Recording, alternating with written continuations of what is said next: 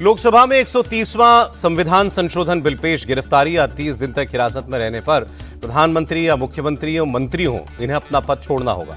विपक्षी सांसदों ने लेकिन बिल का विरोध किया। विधेयक की कॉपी फाड़कर गृहमंत्री अमित शाह की तरफ फेंकी गई।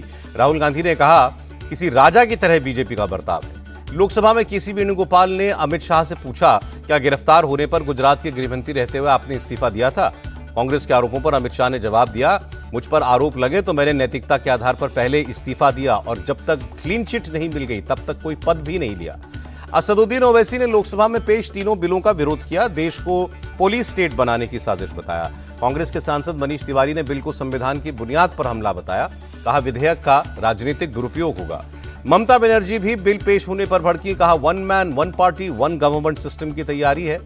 अभिषेक बनर्जी का आरोप, हमेशा सत्ता में रहना चाहती है बीजेपी, इसीलिए ऐसा बिल ला रही है। आरजेडी के सांसद मनोज झा बोले, जहां आप चुनाव नहीं जीत सकते वहां सरकार को अस्थिर करेंगे।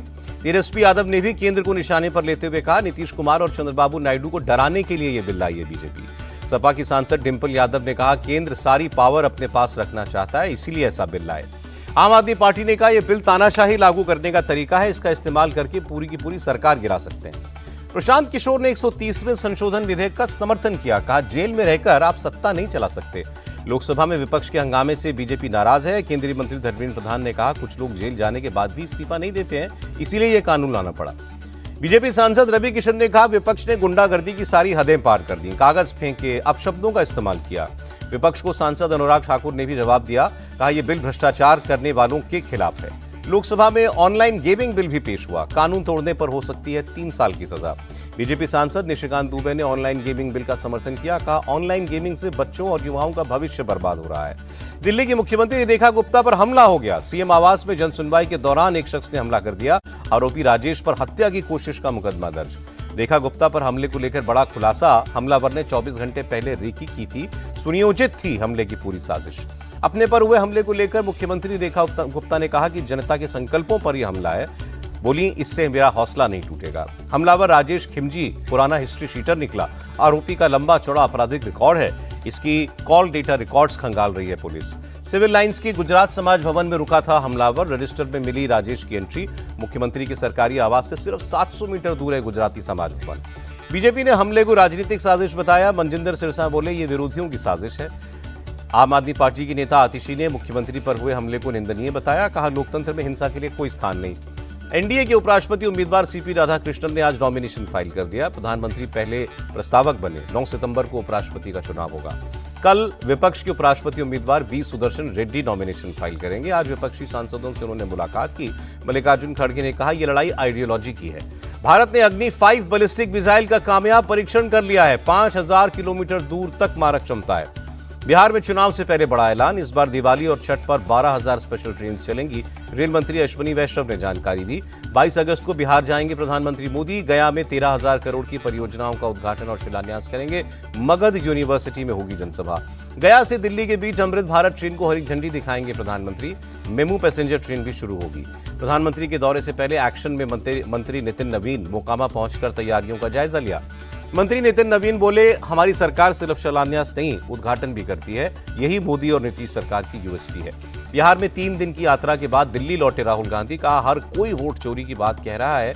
बिहार का प्रतिरोध सामने आ रहा है। जेडीयू नेता विजय चौधरी का तंज कि बिहार में कांग्रेस के लोगों ने राहुल को जननायक बना दिया। दिल्ली जाएंगे तो राष्ट्रपिता बना देंगे। जीएसटी पर बने ग्रुप ऑफ मिनिस्टर्स से मिली वित्त मंत्री निर्मला सीतारमण और बोली, रिफॉर्म से आम आदमी से किसानों तक को लाभ होगा। बिहार के डिप्टी सीएम सम्राट चौधरी का बयान, जीवन बीमा और लाइफ इंश्योरेंस को जीएसटी से छूट मिले, सबकी यही राय। मुख्तार अंसारी के बेटे अब्बास अंसारी को इलाहाबाद हाईकोर्ट से बड़ी राहत। एमपीएमएलए कोर्ट से मिली 2 साल की सजा रद्द, अब विधायिकी बहाल हो जाएगी। गाजीपुर के सांसद अफजल अंसारी ने कोर्ट के फैसले पर खुशी जताई और कहा, पहले मुख्तार अंसारी को टारगेट किया गया था, अब उनके बेटों को कर रहे हैं। पहली ही परीक्षा में फेल हुए Thackeray brothers. Best credit society के इलेक्शन में उद्धव और राज की जोड़ी को एक भी सीट नहीं मिली। बीजेपी विधायक प्रसाद लाड ने उद्धव राज को चाइनीज ठाकरे ब्रांड बताया। कहा, इन लोगों ने बेस्ट कर्मचारियों को सिर्फ लूटा। विधानसभा में उत्तराखंड अल्पसंख्यक शिक्षा संस्थान बिल पास हो गया। उत्तराखंड मदरसा बोर्ड का स्थान लेगा। उत्तराखंड विधानसभा में सत्र के दूसरे दिन भी कांग्रेस विधायकों का हंगामा। कानून व्यवस्था पर चर्चा की मांग को लेकर वेल में आए विधायक। छत्तीसगढ़ में मंत्रिमंडल विस्तार, 3 विधायकों ने मंत्री पद की शपथ ली।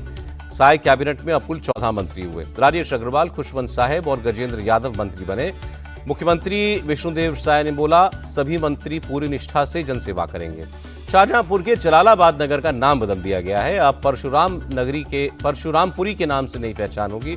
मंत्री जितिन प्रसाद ने गृह मंत्रालय का आभार जताया। एमपी के छिंदवाड़ा में किसानों के मुद्दे पर कांग्रेस का प्रोटेस्ट, कलेक्टर के नहीं मिलने पर कुत्ते के गले में ज्ञापन बांधा। अयोध्या में यूरिया के लिए हाहाकार, किल्लत की वजह से कई जगहों पर हंगामा, किसानों को काबू में करने के लिए पुलिस को लाठियां चलानी पड़ी। झांसी में महज 400 रुपए के लिए मारपीट, आधा दर्जन लोगों ने एक युवक को बुरी तरह पीटा।